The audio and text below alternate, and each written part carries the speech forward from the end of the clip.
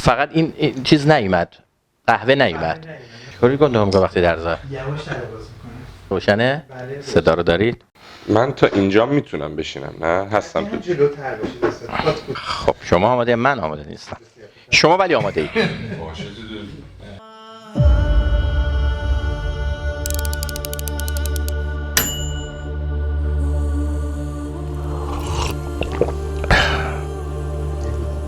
بریم؟ به نام خدا، درود بر شما. در خدمت شما هستیم با یکی از برنامه‌های دیگه گفتگوی دوتایی از سری مجموعه کافه آموزش. خیلی خوشحالم که در خدمتتون هستم باز هم. امیدوارم که شاد و خوب و خوش و خرم باشید. امروز یه مهمون خیلی ویژه داریم. به خصوص برای اونایی که اسم و کلمه شیمی رو میشنون تن و بدنشون میلرزه. امروز در خدمت یک استاد خاص ویژه که یک ویژگی ظاهری خاص داره که به اون ویژگی ظاهری خاصش همه به صورت متفاوت میشناسنش. بله، در خدمت استاد محمد حسین جوکار، یکی از بهترین مدرسان شیمی کشور هستیم. حسین جان سلام، خیلی خوش اومدی. سلام، عرض ادب خدمت شما همه بینندگان عزیز. خیلی متشکرم از لطفی که بنده داشتید. بسیار بسیار خوشحالم که این ساعت رو قراره با هم دیگه گفتگو کنیم. برای من بسیار بسیار خوشحال کننده است که این لحظات رو با شما میگذرونم. در خدمتتون هستم. ممنونم حسین جان. اول یه توضیح بدم. این برنامه به شدت صحبت‌ها، سوالا، گفتگوها صمیمیه. بله. هر نوع سوالی ممکنه مطرح بشه. ممکنه شما مواجه باشی با سوالاتی که انتظار نداشتی و هر نوع جوابی رو هم ما قبول میکنیم، ضبط میکنیم. خیلی بد باشه یه بوق روش میذاریم، اگرم نه که نگران نباش، همه پخش میشه. بنابراین خیلی راحت اصلا و ابدا از قالب‌های معلمی خارج شو، در قالب یه دوست، در واقع یه رفیق. بله. در واقع میخوایم یه مذاکره پیش ببریم و خیلی اوورد و راحت بگو. اول از همه بگو که متولد چه سالی هستی، کجایی هستی، یه توضیح معرفی خودت. عرض کنم خدمت شما که من 12 بهمن 1374 12 بهمن این آغاز دهه فجر. به به به. یعنی اینکه اون روزی که امام اومد به کشور من اومدم به دنیا. بله. من بابا حتی اصرار داشت که اسمم بذاره روح الله. واقعا؟ نه واقعا. ولی در سال روز البته. بله. چون 74 بله. آره خیلی 29 آره دیگه اصلا شعر من که تولدم میشه دیگه صدا سیما آهنگو میذاره دیو چو بیرون رود فرشته در آید. اصلا برای من سرایده شد. کاشان، شهر گل و گلا، شهر عشق. بله. و الانم که در خدمت شما هستم. خب بهمنی‌ها چه ویژگی دارن؟ بهمنی‌ها بسیار یه چیز پرانتز بهتون میگم، من کلا به این معتقد نیستم. البته ای جانم این پاسخ همه مهمونای من بوده. عجیبه. این نشون دهنده اینه که من باید رو بیارم به مهمونای خانم، اونا خیلی اعتقاد دارن به اینجور چیزا. کادرتون رو باید عوض کنید. معتقد نیستم. البته میتونم بگم که مثلا خودم چه ویژگی شاخصی دارم ولی که بهمنی‌ها یا آذری‌ها یا کلا معتقد نیستم که فصل تاثیر گذاره. پس یه کاری کن، جونم. خودتو تو سه تا ویژگی خاصه که مربوط به حسین جوکاره اونا رو به من بگو. خیلی خوب یا بد فرقی نمیکنه ها، فقط خوبا رو نگی ها. نه مجبورم که خوبا رو بگم چون نداری چیزی. نه موضوع اینه که من خیلی آدم مهربونیم. آها. نمیدونم جزء خودشیفتگی به حساب نمیاد اول برنامه درباره صحبت بکنیم. نه اشکالی نداره. خیلی آدم فقط جنبه دروغ نباشه اشکال نداره دیگه. بگو راحت بگو. نه این که میگم خیلی آدم مهربونیم جدا تقریبا تا حالا نشده که مثلا برای اون شخصی که حالا به هر حال باهاش زاویه دارم آرزوی بدی بکنم. هرگز. نکته اول. یعنی میشه گفت بیشتر خوش آرزویی، خوش رفتارم هست. جدیشون مهربونی مفاهیم دیگه ای داره. فقط همینو داری از اینکه فقط برای آدمایی که چیزان آرزو بد نمی‌کنی. کار خیلی هم دیگه رو دیدیم. یعنی جای دیگه ببینید شاید آیتم‌های دیگه از مهربونی هم دیده شه. شاید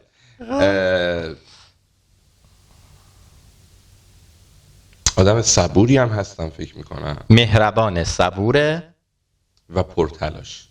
مهربان، صبور، پرتلاش. این سه تا خوب باشه. حالا اگر دیگران، دوستات، اطرافیانت بخوان در مورد نظر بدن، بازم همین سه تا رو انتخاب میکنن؟ فکر میکنم همین سه تا. یعنی الان غیر من از خانومم. غیر از خانومت. خانومت چی میگه؟ خانومم میگه یه ذره مرتب شد. فقط همینه. خانومت فقط اعتقاد به اینه که یه ذره شلخته یاره. ببین چالشش با من اینه که بابا اگه من میگم الان این کارا رو انجام بده، این که بعداً انجام میدم نداریم. بعداً من خودم انجام میدم. آفرین. الان انجام بده. حالا من بعضن فوتبال رو ببینم بعداً انجام میدم، خب من اون تایم خودم انجام میدم. حالا این اون برنامه‌هاییه که خود تصمیم داری و عقب میندازی یا اینایی که بهت دیکته میشه و از زیرش در میری؟ جفتش. یعنی حتی برنامه خودت هم به تعویق میندازی؟ برنامه‌اش توی خونه خودمم، چون من اصولاً تایمایی که توی خونم تایمای کوتاهیه، حالا درسته. به جهت رفت آمدهای زیادم تو شهرهای مختلف، و همین خاطر ترجیح میدم اون تایمی که خونم بیشتر استراحت کنم، مثلا تو جمع خانواده باشم. حالا اینکه مثلا یه کار 10 دقیقه‌ای هم بیرون دارم میذارم مثلا آخر شب انجام بدم یا فردا صبح اول وقت که بقیه خوابن انجام بدم. خیلی فورس اون کارا رو انجام نمیدم و این خانوممو متاسفانه اذیت. خب این که کاراتو به تعویق میندازی یه بحثه، اون بحث بی‌نظمی و شلختگی هم هستش کنارش هست یا نه؟ نه پس بگو. نه واقعا بی پرده داریم حرف میزنیم. آره الان میارم رو ایر خانومتا. من الان 2-3 نفر آماده دارم بیارم رو ایر. یکی خانومته، یکی آقای تجملیه، اینا که اطرافتن نزدیکن. من میخوام ببینم قضاوتشون چجوریه. عرض کنم خدمتتون که نه، شلخته واقعا به همون معنایی که عرض کردم خدمتتون، این که مثلا من خیلی تو خونه کمک میکنم، ولی اینجوری نگاه نکنید مثلا من جارو میکنم خونه، جارو حرفه‌ای میکنم. خب یعنی از اینا که مثلا اگر سوال پیش بیاد یه مسابقه‌ای بذاریم بین من و همه خانم‌هایی که تو خونه جارو میکنن، من حتما اول نشم دوم میشم. باریکلا. یعنی تو خونه کار میکنی؟ فقط جارو میکنی یا کارهای دیگه هم میکنی؟ گرفتاریه با شما مصاحبه کردم، می‌خواستید اینکه چی میگم که فقط پشت جارو نه، جارو میکنم و موضوع اینه که فقط جارو میکنم. جدی؟ یعنی کلا کارهای جارو کشی توی خونه به عهده توئه یا اینکه نه به عهده تو نیستش ولی این کارو میکنی گاهن؟ از هر 5 یعنی باری که خونه جارو کنن 3 بارشو من جارو میکنم. اوه پس 60% داستان. خب پس خوبه. پس از این نظر کمک در مابقی مسائل نه. غذا درست میکنی؟ من ظرف شستن بدت میاد. غذا درست کردن فست فودو خیلی دوست دارم. بقیه کباب تابعی هم بلدم درست کنم. خوب بلدم درست کنم. نمیگم میگم خوب درست میکنم. خب همینا رو بلدم درست کنم. فقط فست فود تو خونه کلا درست میکنی یا نه؟ بله، وقتی که خانومم نباشه و مجبور باشم البته. جدی؟ بله. اینکه خانومم باشه، من یه روز از خواب پاشم بگم به سلام به زندگی، امروز میخوام برای خانواده خودم غذا درست کنم، کنسل. خب بسیار. تو یه دختر خیلی زیبا هم داری. بله. معرفیش کن. چند سالشه؟ ازش بگو، از ویژگی‌هاش بگو، جذابه برای همه بدونن. ماهک، متولده 7/6/1402. میتونم بهتون بگم که من 2 تاریخ تولد دارم. یکیش 74 و یکی 402. من واقعا تا قبل از وجود ماهک معنای کلمه نگرانی رو درک نکرده بودم. بله. نگران میشدم برای خانومم، مامانم، بابام، خواهرم، اما اینا به نظرم نگرانی نبود، اینا ذهن مشغولی بود. بله. نگرانی از اون روزی بود که ماهک اومد. خیلی حس عجیبیه. فرزند داشتن خیلی حس عجیبیه. ما دختر داشتن به نظرم خیلی حس عجیب تری. همیشه سر کلاس بچه‌ها میگم که خدا اونایی که خیلی دوستشون داره بهشون دختر میده. بله. و من بسیار بسیار آدم خوشحال و خرسند و خوشبختیم که ماهک کنارمونه. البته که الان وارد سنای شده که من بیشتر ازش کتک میخورم. یعنی من یه تایم مو کاشته بودم، شما در جریان. بله. تکنسین به من گفته بود که ببینید تو این 14 روز اول حتی ناخنم نباید به این کاشتا و اون گرافای کاشتت بخوره، چون اینا تغییر جهت میدن و در میان. شب اول اومدم کنترل زد تو سرم. کنترل تلویزیون کوبید تو سرم. شیطونه؟ یا خیلی دوستت داره؟ ببینید من همیشه چالشم با خانومم اینه، شون روانشناسی خونده، میگه ایناشون بخش هوش هیجانیشون، بخش پیشانیشون هنوز رشد نکرده به اندازه کافی. بله. هیجاناتشون رو خیلی اگزاجره نشون میدن. کسی رو دوست داره کاملا محتمله که یه چیز جسم بسیار سنگین به سمتش پرت کنه. من بارها شده روزهایی که مثلا جذب داشتم، یه ناخن کشیده از اینجا تا اینجای صورت من، کاریش نمیتونم بکنم، ولی بسیار بسیار حس شیرینیه. شیطون خیلی زیاد چند وقت یاد گرفته بره شهربازی، بره تاپ سواری و مثلا من هر موقع از شب بیام خونه باید با ماهک بریم 2-3 ساعت بریم پارک تاپ بازی کنه و برگرده. این که آدم با یه روانشناس تو خونه زندگی کنه ساده است یا سخته؟ این که با روانشناسی که همسرش زندگی کنه بله هم خیلی خوبه، ساده که اصلا نیست، ساده که نیست، خوبه ولی خیلی سخته، خیلی سخته، چون تمام رفتارات رو به یه انگ روانشناسی روش میزنه و سریع اسکیزوفرنی داری، فلان این مقدمه فلانه، این الان تو مریضی فلان داری، در کوچیکی اینجوری شدی، همه چی به کوچیکی ما تو خونه برمیگرده. خب بسیار خب. پس همسر آینده آقای تجملی هم باید نگران باشه یا نه؟ بعید فکر نکنم، چون درس رو خوب نخونده ها، چون بیشتر زمان سر کار بود، سر کلاس بودن. بعید بدونم که خیلی باید نگران باشه. بسیار از این قاب بهش میگم که راحت باشی، هیچ چالشی نداره با عنوان تجملی با عنوان روانشناس. کی از همه بیشتر دوست داری تو زندگیت؟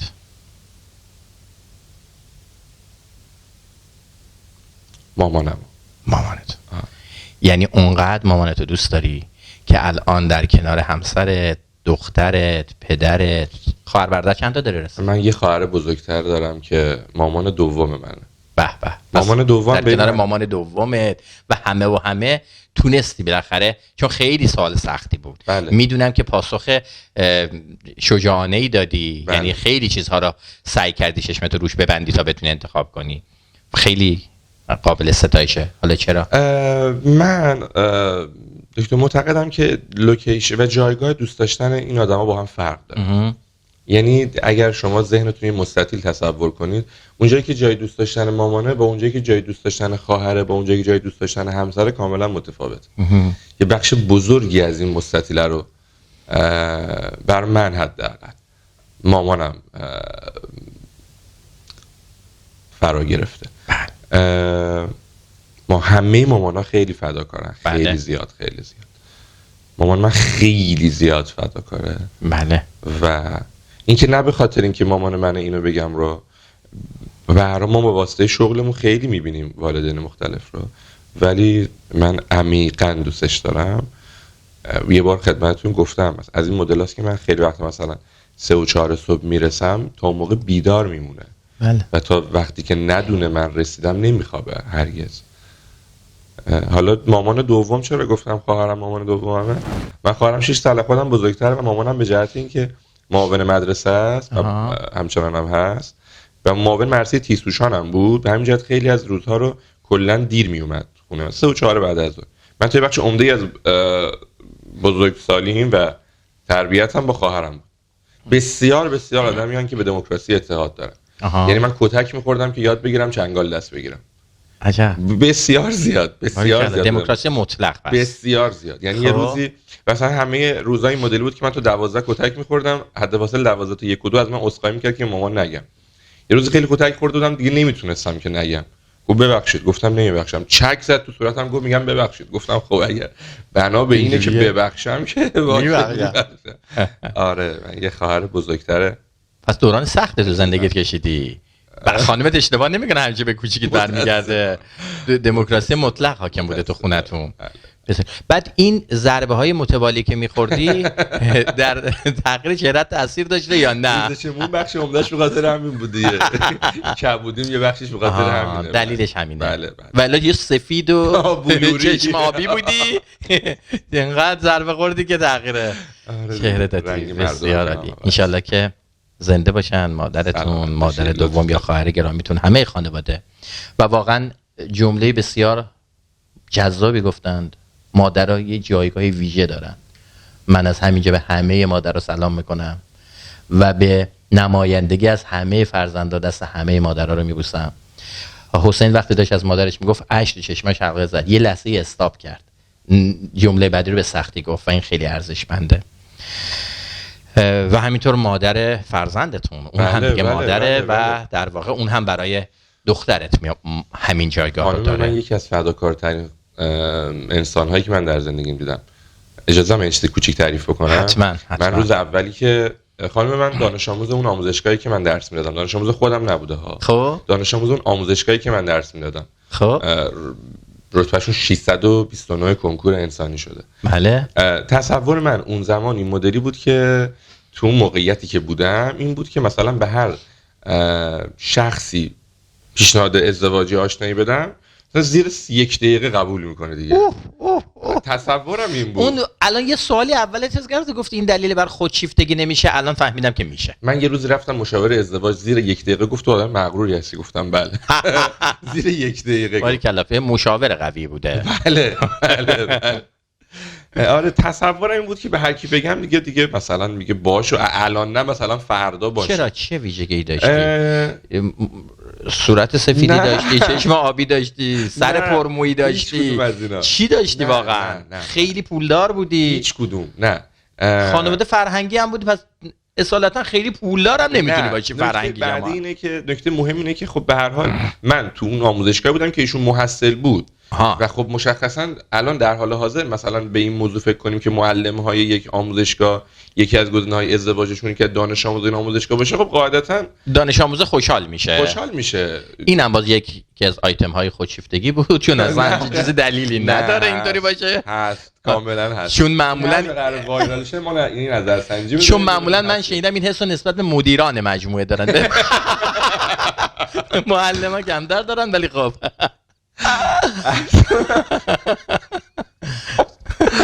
عرض کنم خدمت شما که بحث کجا رفت.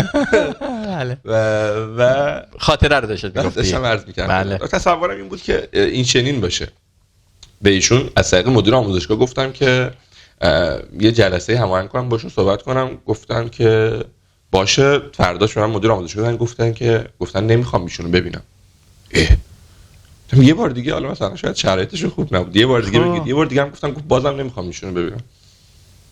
خدای اصلا من با ایشون رفت آمد نداشتم، مثلا با هم کانکشن نداشتیم. مثلا چرا نمیخوام ببینم؟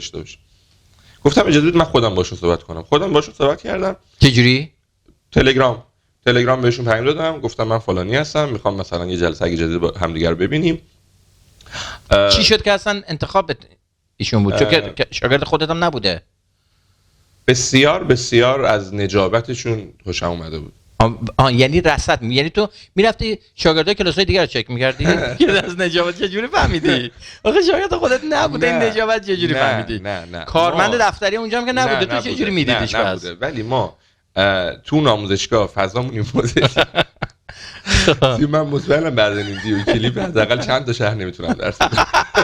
مثلا خدمتتون که ما تو ناموزشگاه واقعا شرایط این مدلی که هنوزم که هنوز بچه‌ها بعد از کنکور مثلا اون به خصوص بچه‌ای که با آموزشگاه نزدیک‌ترن رفت آمد در آموزشگاه مثلا میان سر میزنن، چه میدونم بعد از دوران میان این شکلی. حسم بهشون خیلی حس مثبتی بود. پرانتز مهمم اینه که واقعا از هم اول نگفتم که این شخص قراره بشه همسر آیندم یا مادر فرزندم، قرار بود بیشتر باشون آشنا بشم. اوه دیگه بدتر، یعنی با نیت ازدواج هم نرفته بودی جلو، نیت دیگه هم داشتی. نکته اینه که اتفاقا هم جلسه اول به خودشون آخه مدیر آموزشگاهی که این کارو نمی‌کرد اگه من قرار بود چیز دیگه بهشون بگم. خب تونستی گولش بزنی مدیر آموزشگاه رو؟ دارم باشون کار میکنم، دارم با اون خانم زندگی میکنم. به نه درسته ممکنه اون نیست، همون در واقع تصمیمات اولیه رو میگم، ولی بعدش که دیگه همیشه الحمدلله گل بلبل شد. گفتم که یه روز جلسه بذاریم، گفتم باشه. اون مدیر آموزشگاه اسمش میتونی بگی؟ بله خانم باقلایی. بله. به خانم باقلایی هم سلام عرض میکنیم. یکی از مدیران بسیار بسیار قوی توانمند با سابقه در آموزش هستن و امیدواریم که توفیق داشته باشیم زیارتشون هم بکنیم. بله عرض کنم خدمتتون یه جلسه هماهنگ کردیم، گفتیم آقا ما فردا مثلا فلان روز هم دیگه ببینیم. این جلسه رو هم گذاشتیم نیومد. خب یعنی چی بابا چه مشکلی؟ یعنی حتی هماهنگ کردیم هماهنگ هم کردیم نیومد. بعد قولش بوده شاید.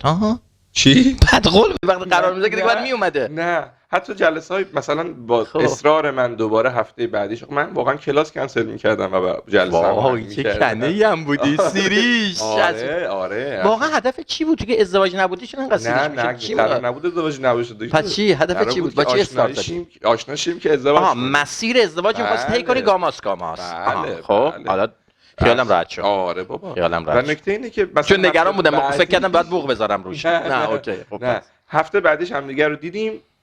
و همچنان هفته بعدی هم که هم دیگر دیدیم، مثلا یه 2 ساعت جلسه‌مون طول کشید و من در تمام طول این 2 ساعت داشتم تلاش می‌کردم که ایشون رو متقاعد کنم که آقا اصلا یه فرصت 2 ماهه به من بده و یه 2 ماه همدیگه رو بشناسیم و ببینیم که اصلا به درد هم می‌خوریم یا نه، که دیگه این 2 ماهه الان از 28 آذر 95 تا الان که حدود 9 سال از آشناییمون میگذره گذشته و من بسیار بسیار خوشبختم که ایشون کنارم هست.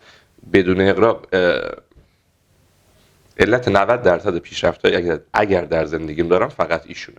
حسین آدمایی که آدم احساس میکنه رشد میکنن، حرکت میکنن، آدم نمیدونم چرا ناخودآگاه دلش میخواد حالشون بده، دلش میخواد کمک بکنه، یعنی انرژی خوبی رو به آدم میده و تو قطعا یکی از همین آدم هستی. فقط یه سوالی، چرا خانومت قرار میذاشته یا چیز میگن نمیومده اینو نگفتی؟ این پاسخ این برای همه جذاب، بر من که خیلی نگاهشون به ازدواج نگاه مثبتی تو اون برهه نبود. آها، فکر می‌کرده برای ازدواج می‌خوای ها؟ متأسفانه نگاه شده. آره. ولی بعد تونستی توی تو اون 2 ماه حوالی ارتباطات مخزدی 2 ماه کارو جمع کرد. من اونجا گل زدم که 12 بهمن من سر کلاس بودم، برام کادو فرستاد، اون آموزشگاهی که بودم خودش نیومد و کادو فرستاد. اونجا دیگه گل زدم دیگه فهمیدی که کار گرفتی. گفتم اسم بچه‌مون هم انتخاب کردیم. باریکلا. یعنی سال 94 5. خب اون موقع وقتی بهمن برای شما فرستاده قبل از ازدواج بوده، بس باید 94 بوده باشه، چون شما از 95 ازدواج کردید. ما از 95 ازدواج نکردیم، از 98 ازدواج کردیم. آها، اوکی. آشناییتون 95 بوده. بسیار. آذر 95 آشناییم. بله. و 28 مرداد 98 ازدواجمون. یعنی در سن 24 سالگی. کدومو میفرمایید شما؟ 74 به 98. نه ازدواج دیگه. آشنایی که بعضی ممکن از 14 15 ساله یه سری آدم آشنایی خیلی مهمه. و این اولین باری بوده که نیت ازدواج کردی، قصد ازدواج کردی یا نه موارد زیادی بوده؟ نه بله. آها. ازدواجی بودم دیگه، نه تا این حد. نه آها، یعنی اولین نفری که تصمیم گرفتی، اراده کردی، رفتی جلو و ازدواج کردی. پس از کجا میدونی که رو هر کسی دست میذاشیم تصورم این بود دیگه. تصورت. خیلی تصورهای انسان اشتباهه. خدا رو شکر که همسر مهربانت و محترمت اجازه ندادین تصورات از بین بره و بلافاصله اوکی کرد که دری دنبال بقیه بگردی. هی جواب من از مردان نیستم که مثلا 8 تا خاطر از خواستگاریم داشته باشم. آفرین. من یه خواستگار. من هم اتفاقا اصلا و ابدا هیچ جا خواستگاری نرفتم و اولین خواستگاری که رفتم ازدواج کردم. منم از همون مرداییم که تو هستی. ما میگم هم مردیم به هر حال. عرضم به خدمت شما خیلی خوب، خیلی صحبت‌های قشنگی کردی، خاطرات جذابی گفتی. بریم یه سری سوالات متفاوت‌تر بپرسیم. خدمتتون هستم. بگو ببینم که چند درصد از شهرتت به خاطر تدریسته، چند درصد به خاطر سیبیلته؟ بگم چرا سیبیل گذاشتم دکتر؟ بگو، خیلی جذابه. من اولا فکر می‌کنی قشنگه یا انجام دادی دیگه نگه داشتی مونده روش؟ اینکه فکر می‌کنم مارکم شده. آفرین. امضا شده. آره، مدل اینه. دقیقاً همینطوره. من خیلی زود شروع کردم به تدریس. من اولین دانش آموز خصوصیمو دوم دبیرستان داشتم. من یادم اولین جلسه کلاس خصوصیمون جلسه 50000 تومان گرفتم. اولین جلسه کلاس خصوصیمو. اولین جلسه کلاس رفتن تو که خصوصی هم که خصوصی بود. دوم دبیرستان بود، در دانش آموز کنکوری کلاس خصوصی گذاشتم. تو دوم دبیرستان بودی برای یک کنکوری؟ المپیاد شیمی خونده بودم. بسیار عالی. به همین جهت اولین کلاس خصوصیمو تو همون آموزشگاهی که شما در جریانی، دوم دبیرستان کلاس خصوصی اولم گذاشتم برای جلسه 50000. معلمت شاگرد دختر بود یا پسر؟ دختر بود. یعنی یه دختر 2 سال بزرگتر از خوده؟ بله. شروع کردی به تدریس کردن. چه حسی داشتی؟ بسیار استرس داشتم. استرس داشتم. این مدلی بود که اصلا قرار نبودم من درس بدم، که من چون شما در جریان زبانم بد نیست، افتضاحه. بله میدونم. یه دوستی داشتم که امتحانای زبان ایشون به من زبان درس میداد. در حد ویندوه ها، یعنی در حد ویندو. افتضاحه. آره خب. میدونید من واقعا تو شمارش مثلا تا 11 12 بلدم بشمارم. 13 از من بپرسید نمیدونم، با تو مثلا چت جی پی تی بزنم بپرسم. هنوز اینو داشتم عرض می‌کردم. یه امتحانای زبان من به دوستم، ایشون به من زبان یاد داد، من به ایشون شیمی یاد میدادم. یه روزی مدیر آموزشگاه به من چه معلم ضعیفی بوده که هنوز این تا 12 بیشتر بلد نیست. تو هم همینجوری شیمیش یاد میدادی؟ نه آخه بیشتر به من یاد نمیداد. داشتیم با هم چک کنیم که چجوری تقلب کنیم. یعنی اون تایما کلاسی برقرار نمیشد عملاً. داشتیم تقلبامون رو چک می‌کردیم. چشم ما روشن. امتحان زبان. میرفتی توی کلاس با یه دختر هیچ فقط وقتت می‌زدی که چجوری تقلب کنی؟ نه دکتر دارم با اون همکلاسی که باش زبان کار می‌کردم میگم. الان اونجاییم نه. برگشت رفتیم جای دیگه. 50000 تومان حلاله. اوکی. نه تو اون یکی از اتاقای آموزشگاه ما با این همکلاسی مثلا مراودات کلاس این مدلی داشتیم. یه روز من مدیر آموزشگاه زنگ زد که من یه دانش آموز دختر دارم، ایشون فردا امتحان داره، پس فردا امتحان داره، مثلا من دو تا معلم پیگیری کردم، به نتیجه نرسیدم تو میتونی بیای به این چی میاد بدی؟ گفتم مثلا بپرسید چه موضوعی مشکل داره، یادمه هنوز اسید باز مشکل داره. خب گفتش که آره فلان، و بعد دیگه مثلا تایم هماهنگ کردیم. آره این اول جلسه کلاس خصوصی من شد و من به جهت اینکه خیلی زود وارد این فضای شدم و می‌خواستم یه اختلاف سنی به نظر برسه با بچه‌ها، همین خاطر از سال 92 دیگه سیبیل گذاشتم. و سیبیل از اون موقع موند. آفرین. موند می‌خواست که بتونن بپذیرن این اختلاف سنی دیده شه. درسته. و این محاسن به هر حال سیبیل این اختلاف رو ایجاد می‌کرد. دیگه موند که 92 تا الان 12 سال مونده. باریکلا. 12 سال مختلف شده ها. آره ولی نزدی کاملا اصلا. اوه چقدر مطمئنم اگه بزنم مثلا انقدر کوچیک میشم که آدم دبیرستان ثبت نام کنم دوباره دوره اول دوم بگذرونم.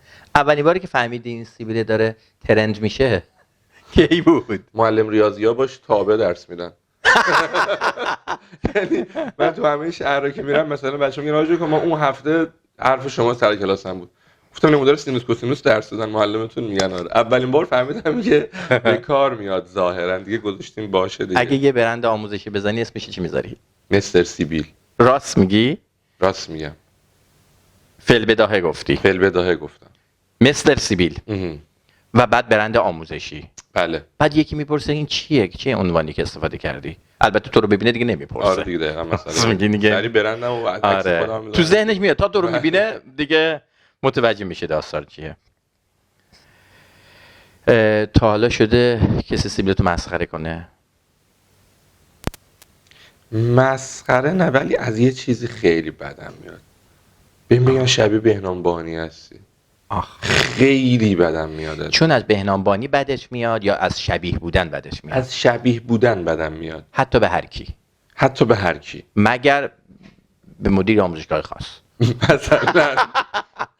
مثلا جنوب غرب. یه روز شاید بزنم دکترا. جدی؟ آره. فکر میکنه که یه روز بدون سیبیل بیای سر کلاس چند نفر شوک میشن؟ آخه مسئله اینه که حتی بهش فکر کردم که قبلش باید تو اینستاگرام رونمایی کنم.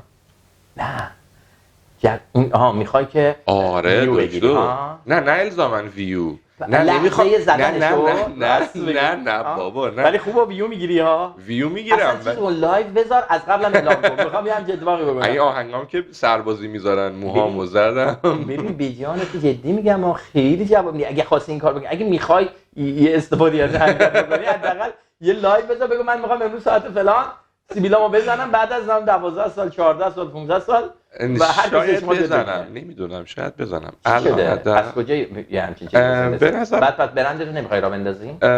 مسئله که وجود داره اینه که ذات انسان این مدلی، کوچیک دوست داره بزرگ شه، بزرگ دوست داره کوچیک شه.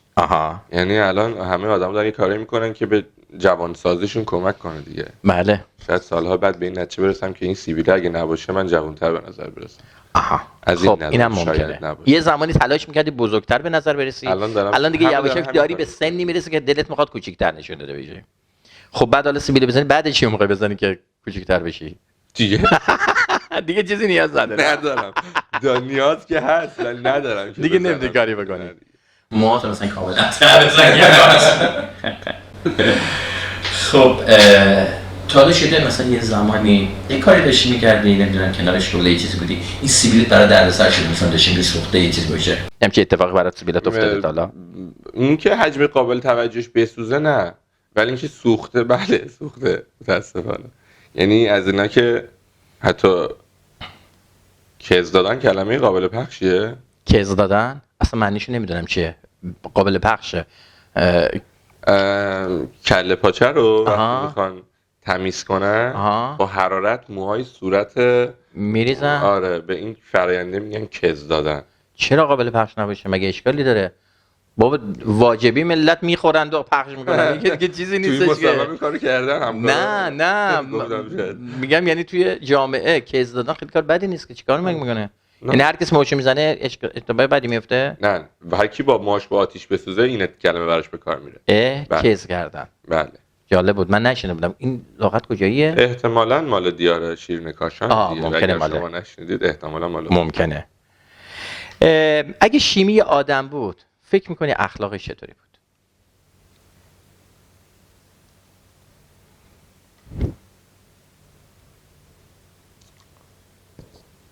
شبیه معتادا بود به نظر. واقعا؟ حست نسبت شیمی اینطوری؟ آره. آخه من هر وقت سر کلاس میرم اولین سوالی که ازم میپرسن شما معتادید؟ مرد شیمی نیست، مرد خودت ها؟ میپرسن آقا اگه ما نتونیم شیمی تو کنکوری کار بکنیم میتونیم با هم آشپزخونه بزنیم، پولش از ما علمش از شما. من نمیدونم، ما قیافمون به اعتیاد میخوره، رفتارمون به معتادا میخوره. یه سریالی هستش که بریکینگ بد زیر 2 دقیقه اونم من میپرسن آقا دیدی؟ مثلا خارجی نمیبینم. به خاطر همونه احتمال. ندیدی بریکینگ بد؟ نه خارجی نمیبینم، انقدر من پرسیدن رفتم دیدم. رفتی دیدی؟ و خب جزو شاهکارها. بله. خیلی پر مخاطب بود. سخت‌ترین مبحث درسی شیمی برای بچه‌ها کدومه؟ برای بچه‌ها محلول و اسید بازه برای بچه‌ها، ولی من شخصا خودم عاشق درس دادن اسید بازم. یعنی الان توی موقعیت زمانی که الان تقریبا اسید بازو دوست داری؟ خیلی زیاد.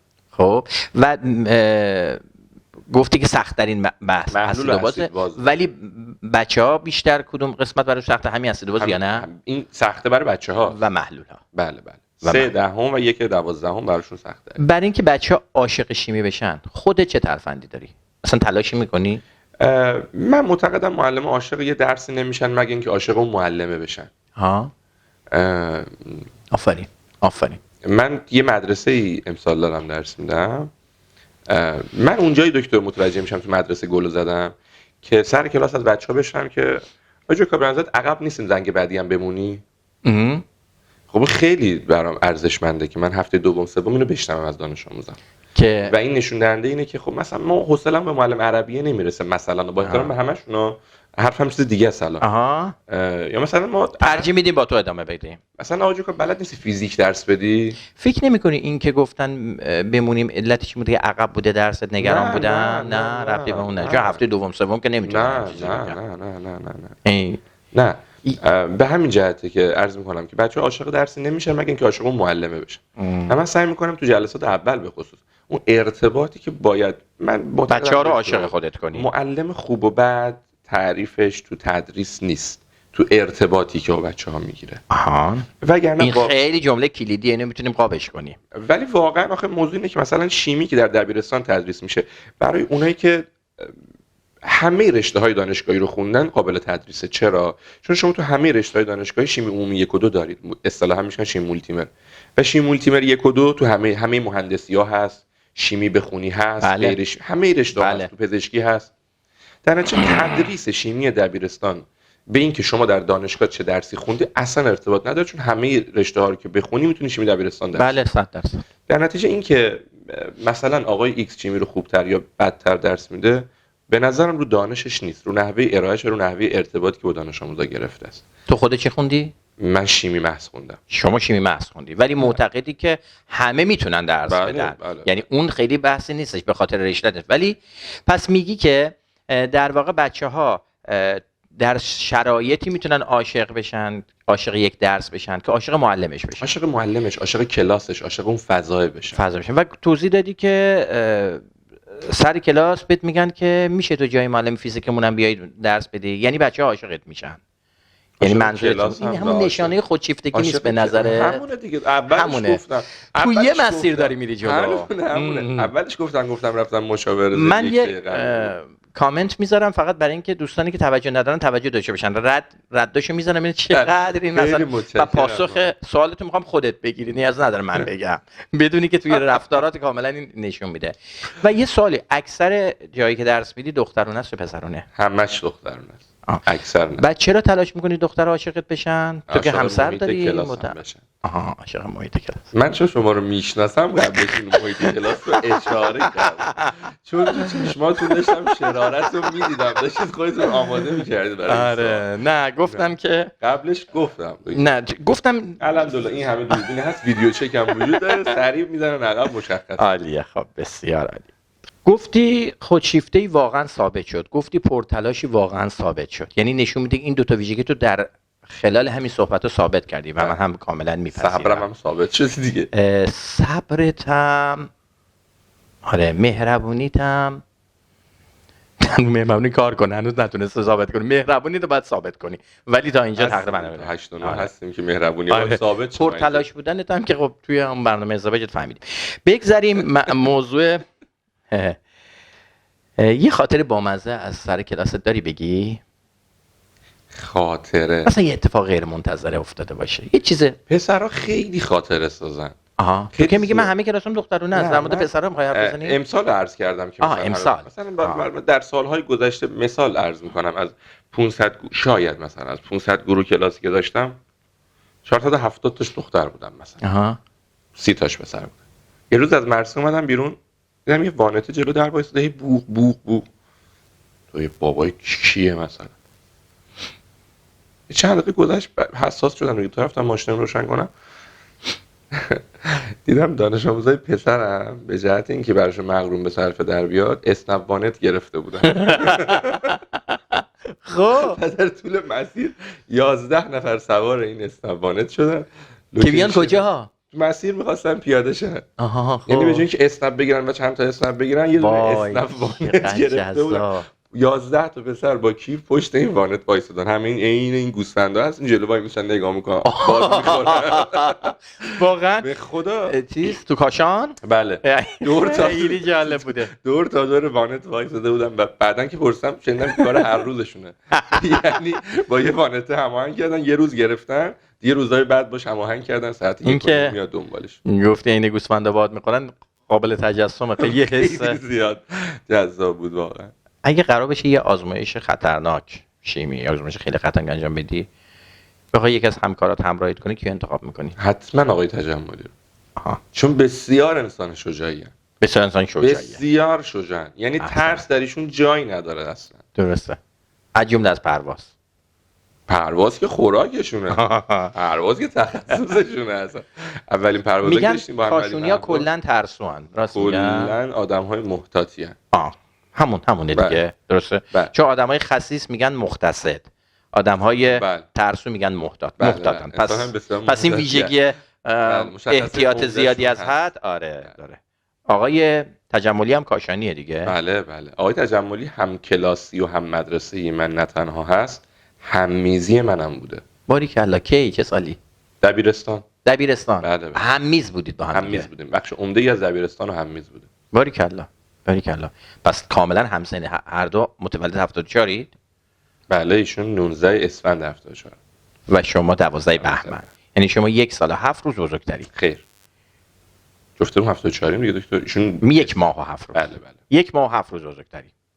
مشخص. یعنی هر چی میگه اون باید انجام بده؟ نمیده، ولی خب حالا کدومتون اول سلام میکنید به هم دیگه؟ اصولا سلام نمیکنه. اصلا سلام نمیکنید. هم دیگه رو میبینید رد میشید. روتون اونور میکنید. نه، کانکشن رو سری برقرار میکنیم. مثلا سلام به هم نمیکنه. جدی کار به سلام نمیکشه. نه. خب بریم سوال بعدی. کجا درس میدی در حال حاضر؟ امسال شهراشو بگم خدمتتون. آره، هر شهر آموزشگاه، من هر جایی مدرسه، هر چی که خودت میدونی. مدرسه انرژی اتمی. تو میدونم که بکوب. آره، جای مختلف میری. خیلی پر تدریسی. شنبه ها که کاشانم. مدرسه انرژی اتمی درس میدی؟ خب غیر از مدرسه انرژی اتمی، شنبه ها که کاشانم. آموزشگاه خواجه نصیر. بله. قدیمی ترین آموزشگاه من. یک شنبه ها اهوازم. آهان.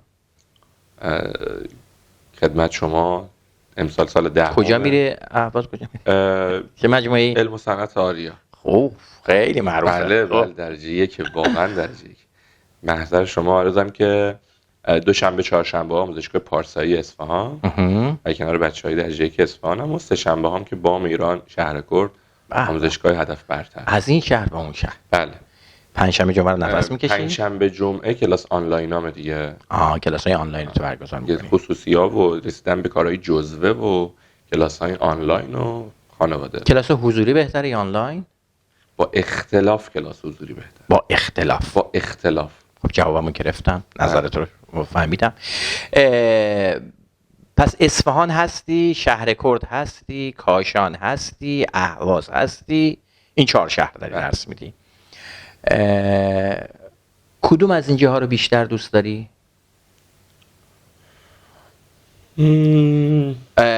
تعلق خاطرت به کاشان، به خاطر کاشانی بودن تو در نظر نگیر، بیشتر فضای آموزشی تو در نظر بگیر.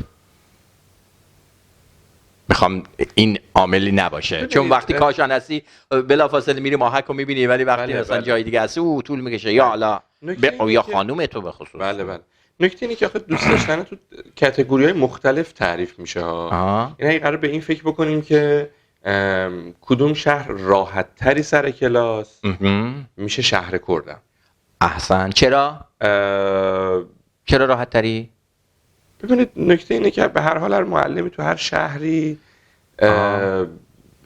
با توجه به تو اونجا راحت تری.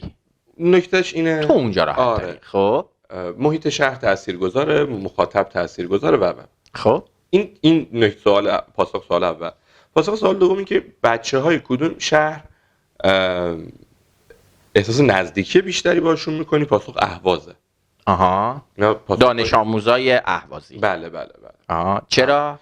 بسیار انسان‌های خونگرمی هن، بسیار انسان‌هایی هن که به چششونه. به خصوص من امسال 12میامو واقعا تو این سالها که اهواز بودم 12میای امسالم که دوست داشتنی ترین ها. عالیه.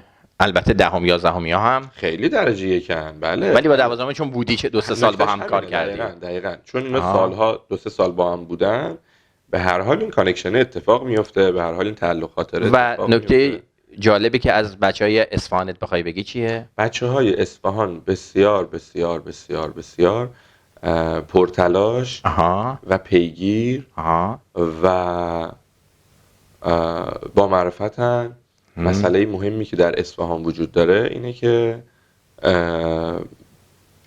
نصف جهانم. نکته مهم که در اصفهان وجود داره این که میگن اصفهانیان میگن ما نصف جهانیم، اونم دلیل بر خودشیفتگی یا نه واقعا یه چیزی دلیلی وجود داره؟ اصفهان جز شهرهاییه که من معتقدم باید ایران 2 پایتخت داشته باشه. بس که زیباست. بس که این شهر انسان‌های فرهیخته داره. بله. من کمتر میبینم مثلا از اسپانیا، چه حالا تو شهر اصفهان چه استان اصفهان، آدمای فرهیخته خیلی زیاده. چون ما مال استان اصفهانیم از جا گفتم. خب ببینید مثلا بیارتیشون ترافیک سنگین، اصلا گاردل نذاشتن که شما نتونی بری و نمیره کسی، و اگرم ببینی کسی بره پلاک اصفهان نیست. باریکلا. از کاشونیه چی داری بگی که دیگه همشهریاتن؟ از اهوازی‌ها گفتی، از شهر کردی‌ها گفتی، از اصفهانی‌ها گفتی، از کاشونی‌ها چی باید بگی؟ بسیار آدمای باهوش. کمتر سالی پیش میاد ما تو کاشان با توجه به اینکه مخاطبای کنکور هم خیلی نیستن چون به هر شهرستانه، رتبه تک رقمی نداشته باشه. کمتر سالی پیش میاد تو کاشان نداشته. یعنی میگی که اگر بخوای مقایسه کنی از نظر درسی کاشونی‌ها بهتر از بقیه بچه‌هاتن؟ بله. قوی‌ترن؟ فکر می‌کنی امسال بهترین رتبه‌ای که بیاری کی باشه؟ مال کدوم شهر باشه؟ من اصولا که بچه‌ها رو به اسم نمیشناسم. همین الانم بپرس مثلا از بچه‌های اهواز بگید به اسم نمیشناسم. متوجهم. ولی فکر می‌کنی بهترین رتبه امسال مال کدوم شهر باشه؟ من چند تا خیلی خوب دارم. مال کجا؟ اهواز هم تو اصفهان.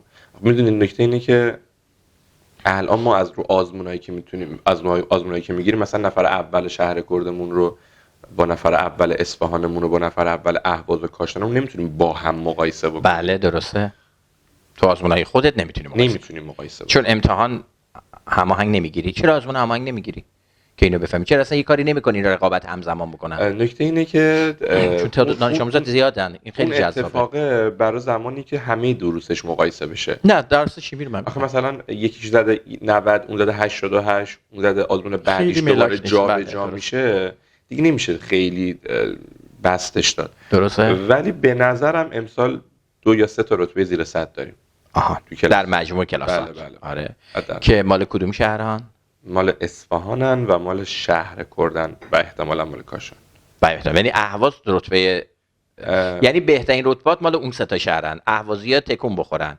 تکون بخورن. آره، اهوازی تکون بخورن که ثابت کنن همچین چیزی بیفتن نیست. تو رتبه زیر 100 ان شاء الله. رتبه زیر 100. بسیار عالی، به امید خدا. خب قهوه یا چای؟ از رو چیزایی که موجوده عرض کنم. نه هرچی میلته. قهوه می‌خوریم.